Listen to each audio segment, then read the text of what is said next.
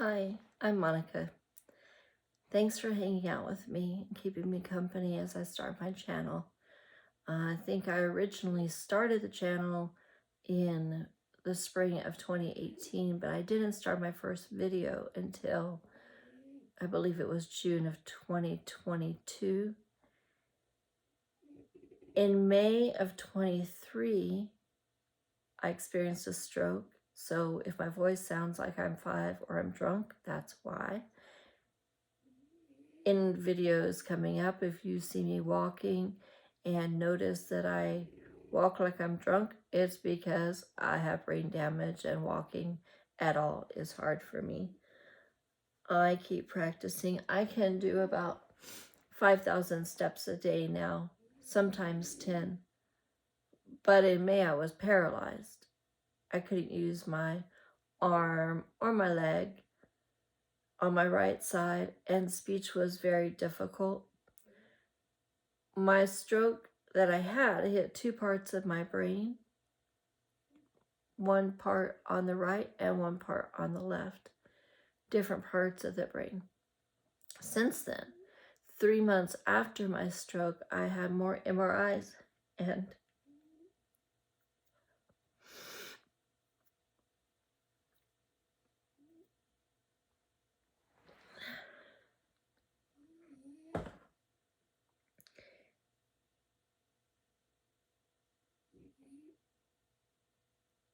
oh, that's not even for me.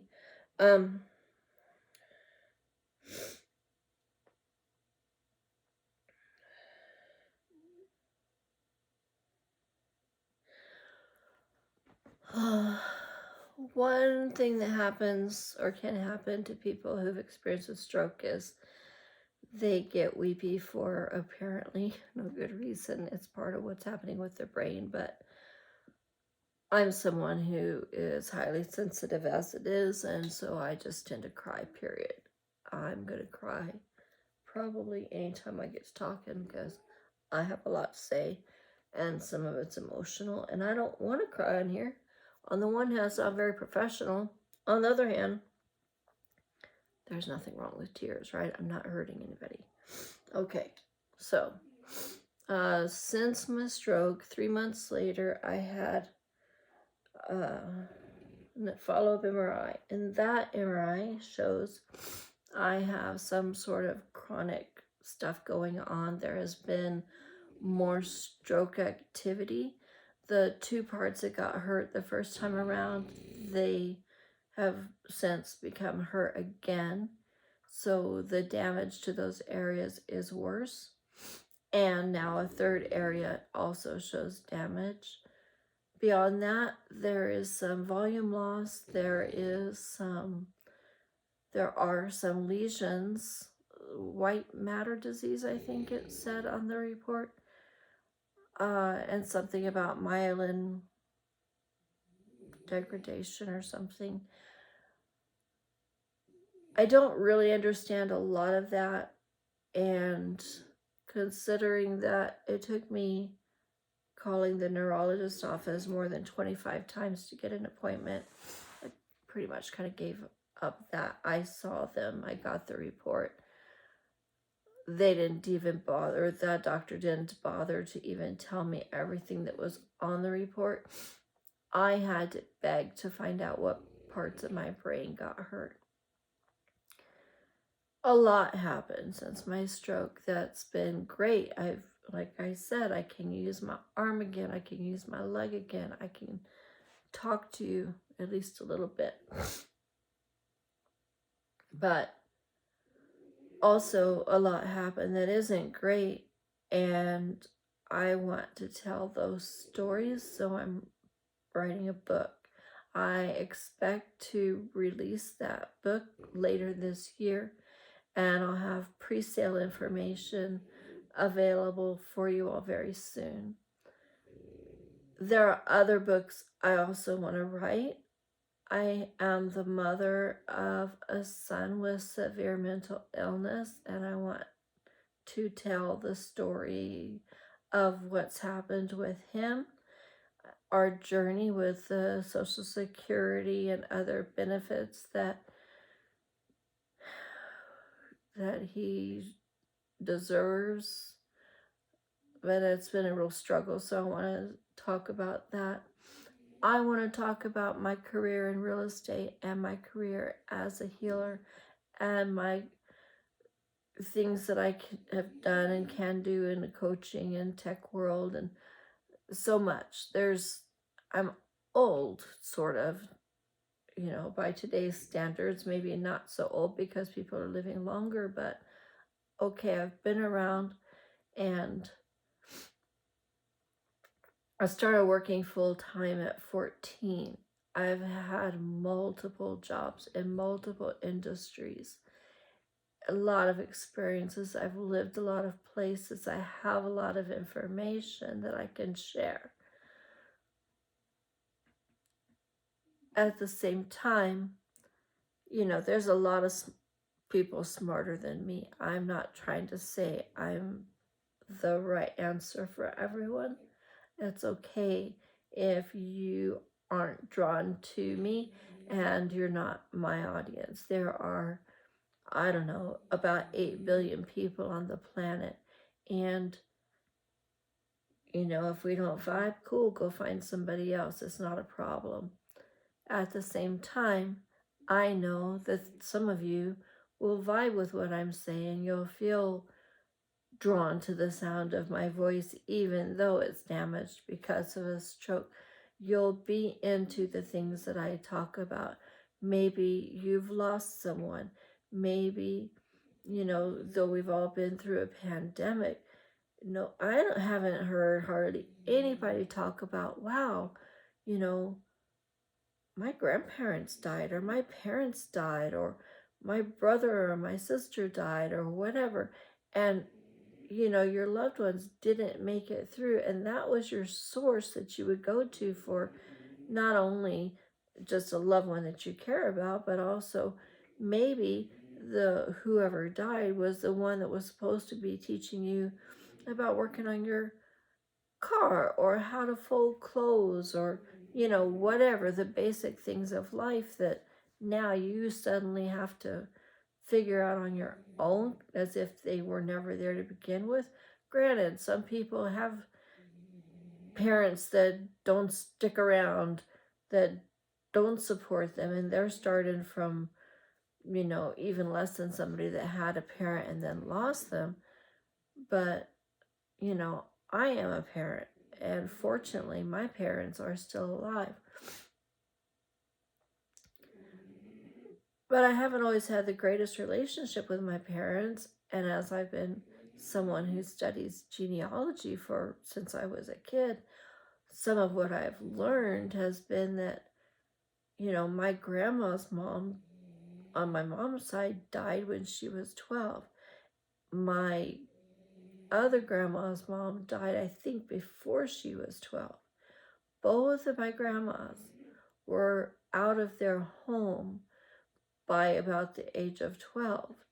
They didn't have a mom or a grandma or some other auntie or somebody to go to help them figure out how to be an adult in the world. So it stands to reason that neither grandma having had great role models themselves through adulthood, then my parents might have had a struggle because maybe their moms didn't didn't know certain things. When I think about that, then I realize, okay, well, I can't blame my mom and dad for some of the things that they said or did that I've interpreted as not easy for me. All I can do is, for the areas that I felt challenged by, I'll just try not to be that way with my own children. And if there's something like, that I had a hard time with in my life, again, try not to do that with my own kids, but also try to unlearn some of the stuff that I learned that wasn't beneficial for me.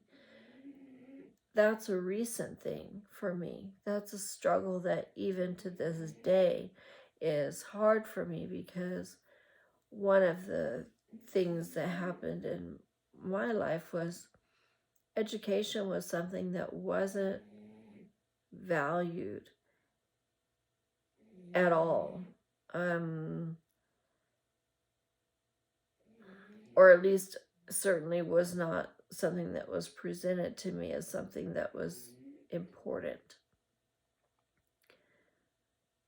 other than a high school diploma, and good Lord, I barely got that. So there's been a lot of figuring things out on my own, and having been raised as someone who was taught that,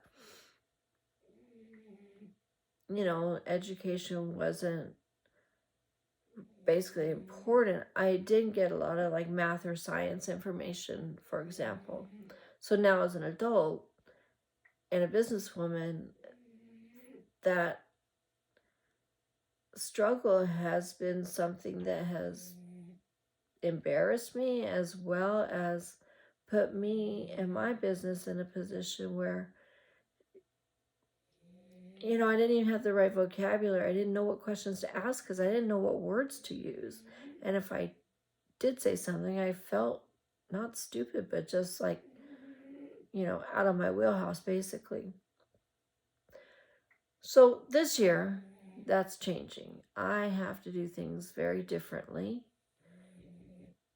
And since I'm doing them by myself, is taking some time. So I'm not ignoring you all. I'm working behind the scenes. And not only that, I'm learning the tech so that I can show you what I'm learning later on.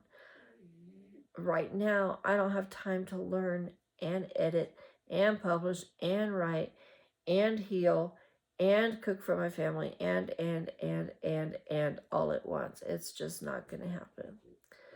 My goal that I'm working toward is one long form video a week and one newsletter a week, at least. I would like to work up till more than that, actually, because I have so much to say and I have so much content already recorded. It's a matter of editing and publishing it. But I also can't really rush myself. I have to work with the brain that I've got. And I feel like it's already doing a lot, and sometimes I simply need a brain break. And I want to be the sort of person who allows myself to take brain breaks before I get burned out. I want to be here for a long time. I want to be here for at least 10 years, hopefully 20 years, if YouTube is still a thing that long. But it's been a thing for almost that long as it is, so chances are fair, and it's like the second largest search engine on the planet, that it'll be here for a little while. So as long as it's here, basically I want to be here, unless I croak first, obviously.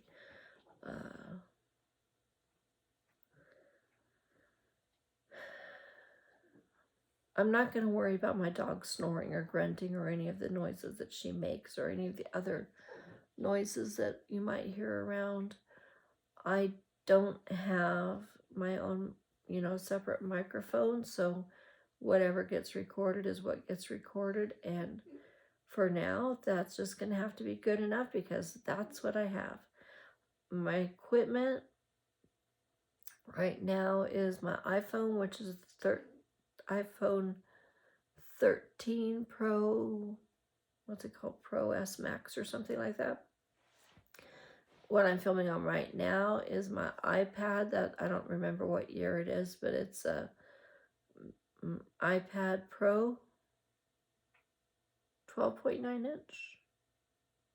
I don't remember what version. Anyway, that's it. And it drives me a little bit crazy because I can see me over here, but the camera is actually over here, and that part I don't like.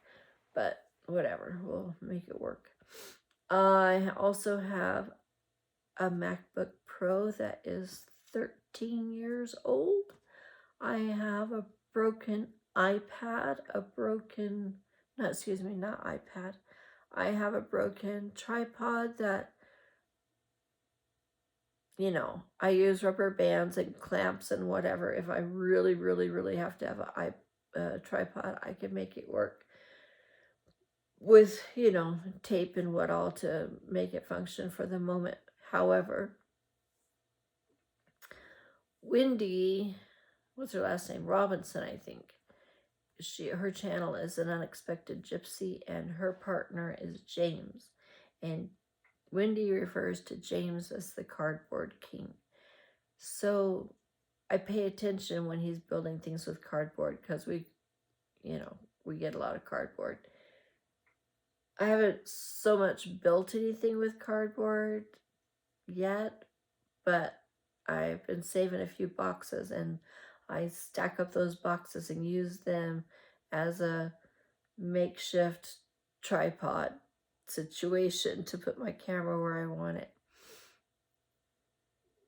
I don't even know if filming these days is worth it. I kind of wanted to have a YouTube channel since YouTube was a thing, and you know, I didn't think about it from a business sense. It was more a hobby, just something to have fun. And because I was busy being a mom, and we had an alpaca farm and different things, so there wasn't really time for me to just, you know, do my thing, have a hobby. Later in life, things changed and we relocated, and I thought about starting a channel because I wanted to basically use it as a way to sort of market my business that I was running at the time. I still, real estate, and I still have, you know, my real estate career, but I'm not doing things in the same way that I did before because of my stroke. So everything changed. But that was why I started my channel, was because of the real estate career. Well, in the meantime, I took a class about using YouTube to help your real estate career. And in the class, I just kept asking, basically I kept asking the question, what if I don't want to always have a career in real estate? What if I want to talk about other things? What if something happens and I can't do real estate anymore, and yet I've, you know, built up a channel with that as the focus? Then I just start all over? That doesn't make sense to me. Meanwhile, I saw there are some other channels that have, or other creators that have multiple channels. Maybe you have a blog channel, a music channel, a craft channel, or whatever other channel, and you're managing all those things. I have a hard enough time managing things around here. I don't need to have multiple channels to manage. But YouTube has playlists, so why don't I just have multiple playlists and kind of organize them? I still need to go through them and kind of revamp that, but I've got a good start, and I don't see why that can't work. If you, as a viewer, know that I have, let's say, 10 different playlists, and each one has a specific focus, you'll figure that out eventually. You don't need to flip around to 10 different channels just to see what I have to say. Not that what I have to say is interesting to you, but at least you'll know, hey, I want to see the music playlist, or I want to see the recipe playlist, or I want to see the DIY playlist, or I want to know about how to budget, or how to start a YouTube channel, or how to grow a business, or how to do any of the other number of things that I know how to do and I think I can help you with. When I say I know how to do things, it doesn't mean that I'm the best at anything. I'm not. There's lots of different ways to, you know, can salmon, for example. But maybe my way, maybe my recipe is something you haven't seen before. For a lot of years, I think if I'm an expert at anything, I guess I'd have to say I'm an expert at massage therapy. These hands have touched a lot of bodies, and they do know what they're doing. But the laws here where I now live are different than they were in the state where I came from. And in order for me to have that same career here, I basically have to go back to school to relearn things I already know how to do. That's not happening. So I'll just teach what I know, and maybe other people can benefit. The grumbling that you hear is, come here, come here, come here. You have to come closer.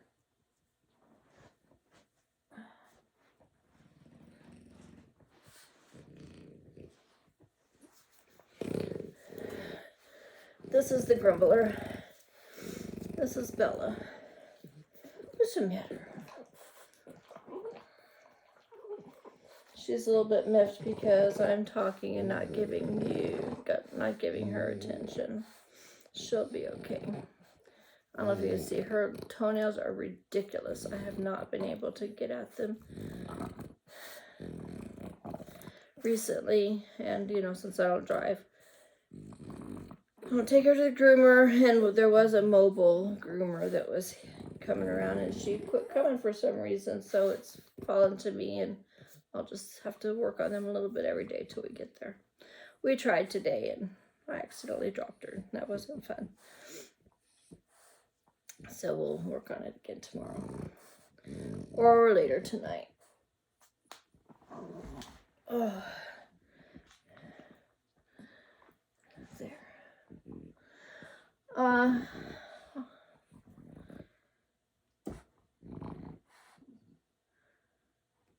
Well, financial goals.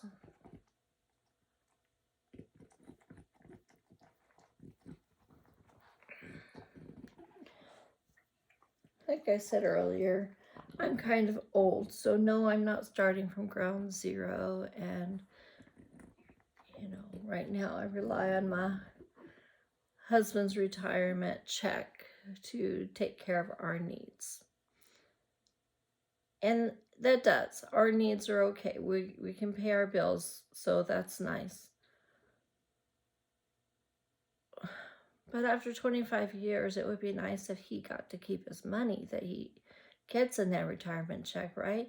Like, why should he, after providing for his family for so long, why should the reward for all of those years, the retirement check that he's getting, why should that continue to just cover our basic expenses?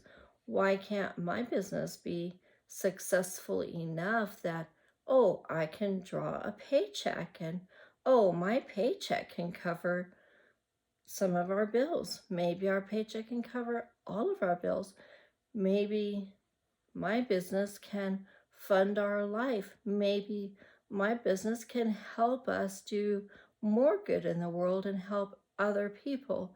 There are so many things that I would like to do that'll come to light in future episodes that, as the money rolls in, those things can happen. We do have debt. My business itself has debt, and then we have debt as a family. So in that sense, I'm starting from ground zero. And I want to be transparent about that and say, hey, one of the challenges that I've faced is, finding the tools. I have to teach myself the skills, and there are software tools that can help me. So I have to learn those, and some of those softwares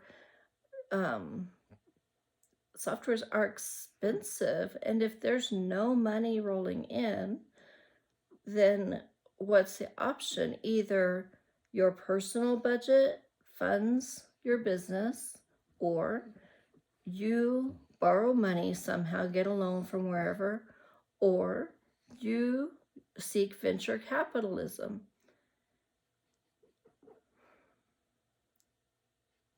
Do I think my idea is good enough that someone would invest? Yes. Do I want other people to tell me how to do what I want to do? No, I don't. I don't want a job. I don't want to work for somebody else. I've had jobs. I've worked for other people. I've let some other people control different aspects of what I've done in the past. I know what it feels like. I don't like it. Why should I do something that I don't like? Right? So, yeah, I'm trying to think. I can't even say that I'm starting from zero with my business because there is some pre-existing business debt. So I'm starting under the water where my business is concerned. And my intention is to be a multimillionaire by the time I'm through. The way that I'm going to go about it is a way that I want to share with you so that if that's also your dream, that you can see that dreams can come true. I don't see any reason why the things that I want to present in the world don't have a value that's achievable. I think it's achievable. I think it's just a matter of doing it. I also think that me hiding behind the fact that I don't have pristine videos and I don't have my books finished and I don't have a huge distribution network and I don't want to pay someone like an agent to do that stuff for me because it is stuff I can do for myself. I just have to invest the time and the energy. And, as I said before, I'm living with brain damage. It's not like I'm going anywhere, right? I'm home. 99.9% of the time, I'm here. There's no reason that I can't invest some time. I've just been investing all this time over the past couple of years in learning what it is, how I can do what I want to do. Learning the skills, learning the software, learning the most economical way for me to do what I want to do so that as the money starts rolling in, then it's got a place to go. There is a business account, so that's not an issue. I have a CPA, that's not an issue. Groundwork is in place. And I want to talk to y'all about challenges that I faced along the way of going through that process. And I think I can be helpful. I reached out to a company that I thought I would work well with as in terms of sponsorship and really wanted to promote their product from the beginning because I use their product right now at my YouTube beginning because it fits a need that I see in my business. I think that it will help others who are getting started with their online business. So I wanted to talk about it from the beginnings of my business. And I still eventually will talk about that specific product because eventually they'll show up and want to sponsor me. But in the meantime, I'm through giving out free advertising, right? I want to pay my bills. I want to get out of debt. And if I have to do that by selling advertising, that's one way to do it. The other way, or another way, is to create products that people want to buy. So I'm writing my books and I'm preparing my guides and I'm doing a bunch of other things that will become available. People can pay for if they want to. And I will be giving away plenty of freebies as well because not everybody has a lot of money. I don't have a lot of money right now, so I know what it feels like. And I don't want to be the person that says, oh, if you pay for it, you'll really value it. Bullshit. If you don't have money, you'll value it if it's free. If you happen to have $1 million in your bank account and you want the freebies just because you don't want to pay somebody for their time, that's another story. That just shows that, you're not necessarily on the up and up, and you're not necessarily the kind of person that, you know, maybe not everybody wants to do business with you because of that reason. But, you know, just because you don't have it right now doesn't mean that you don't have the potential. Your potential is unlimited, no matter if you have a full bank account right now or not. And hey, if I have millions and millions of dollars, then I can seek out the people who don't have, and I can help them. That's something that I would like to do. For me personally, it's not going to take millions and millions of dollars for me to even get to that point. I have a certain amount of debt. Once my debt is gone and money is still coming in, I will immediately start helping other people as much as I can.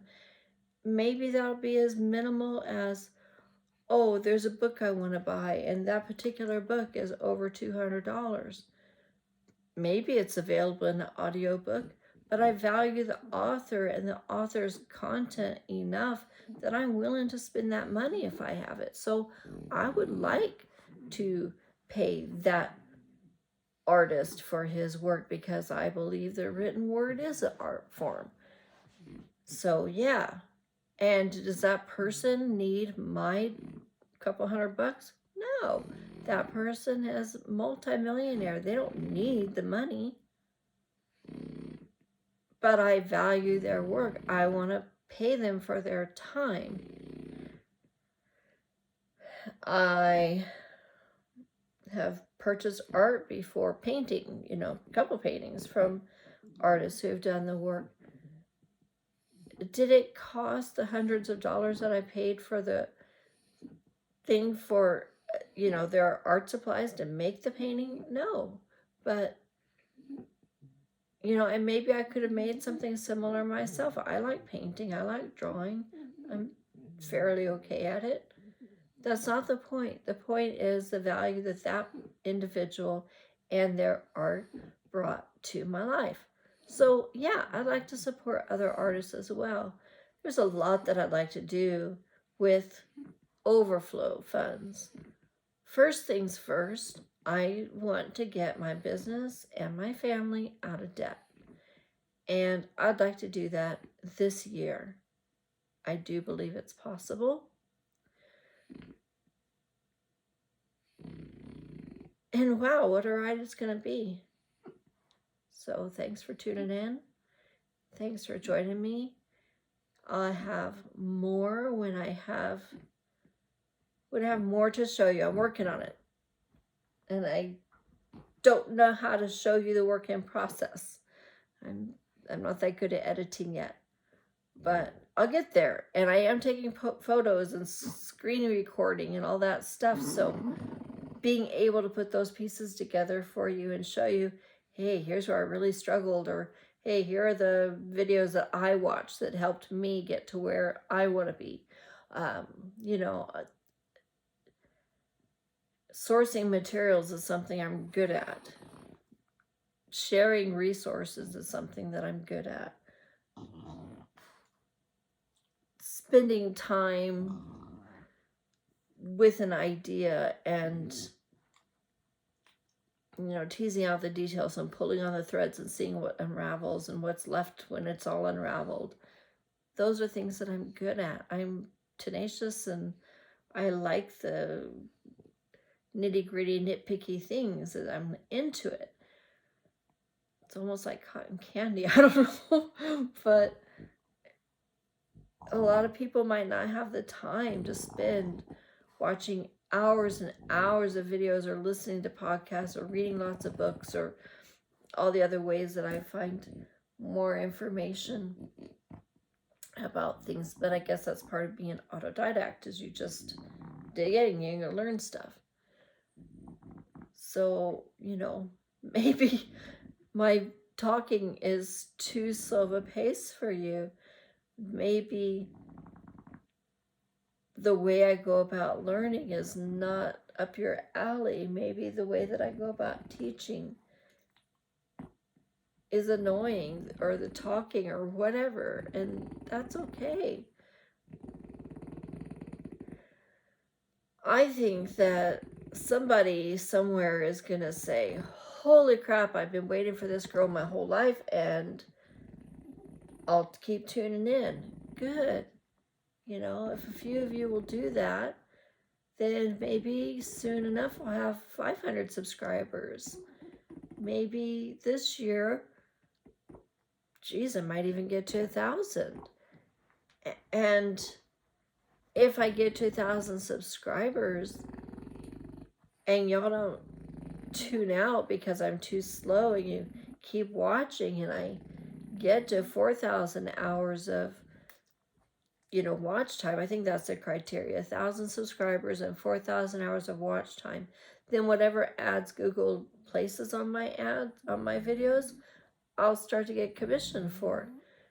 They can place ads even before that criteria is met. I just won't earn money. Well, when they place ads and I'm eligible to earn money, maybe that'll be $5 a month. I don't think $5 a month is enough to pay my mortgage. Granted, there are lots of YouTubers who make a lot of money with their ad rate commission situation. They have large accounts. They have a lot of followers. They, for whatever reason, the sponsors feel that those large audiences are more valuable, and that's okay. I understand that. But it doesn't negate the fact that I've still got a mortgage, right? So what am I supposed to do in the meantime? A lot of times we hear that things that we love are not valuable. Things that are important to us are not worth paying for, or it's not right that they should be paid for. Okay. Don't pay me. There'll be lots of free stuff here too. If you want to pay me, there'll be lots of ways that you can do that as well. And I'll just put it out there that, I don't think I probably won't share certain things like, for example, what my mortgage balance is or what specific credit cards we may have or vehicle payments or what have you, what those specifically are. But I will share as I pay them off. I'll say, oh, there's 5 credit cards or 10 credit cards or however many. And as I knock them off, I'll say, woohoo, we got another one.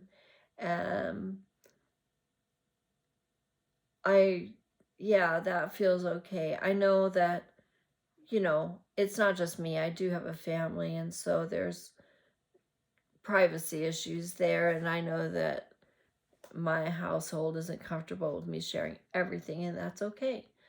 So, but as far as my business goes, I can share that because I'm single member LLC. I'm the only one responsible for it.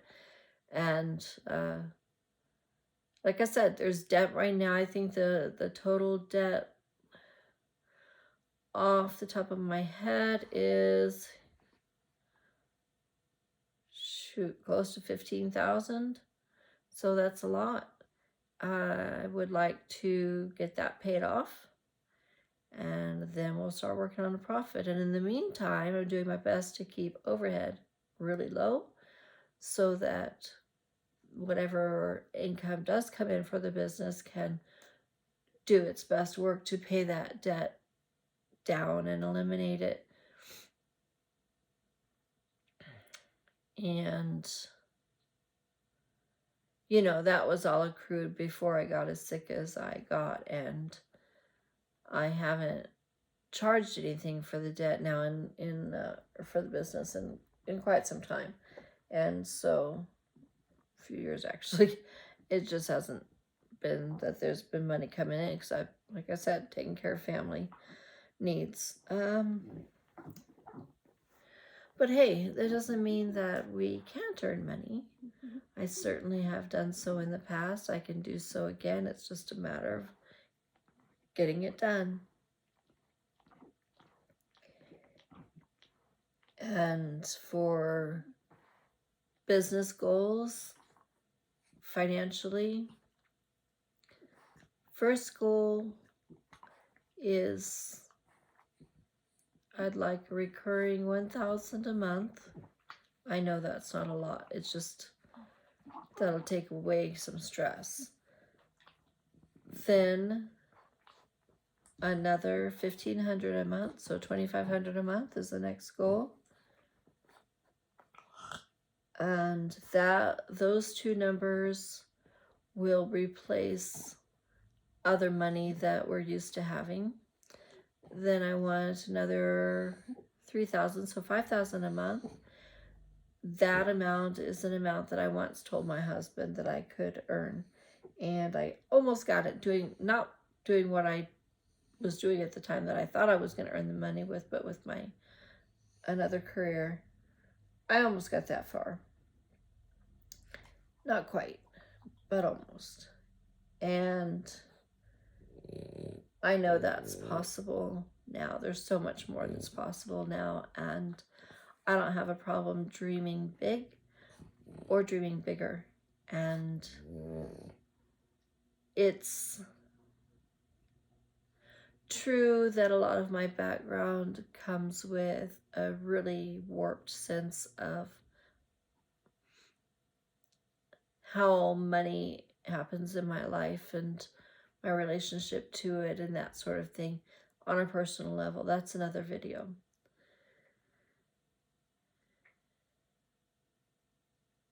I don't feel the way about money now that the same as I used to feel. And I want to share with you how I changed all that. This video is probably a lot longer than what I even anticipated already. So I guess I'll end it now, and I'll say that I'm glad you're here. I'm grateful for your support. I know this is kind of rambly, but like I said, I didn't script it. I'm just kind of talking on the fly, and it's almost live. So, well, I guess you're not going to see it when it's live, but I'm not going to do a lot of editing to this one probably. I'm glad you're here. I have big dreams, big goals, and if you're here too, you're at the beginning of my YouTube journey. Like I said, I've got less than 150 subscribers right now. And if your thing is to watch somebody's journey and watch them succeed and maybe succeed right along with them, then, let's go for an adventure. Thanks. Appreciate you all. Bye.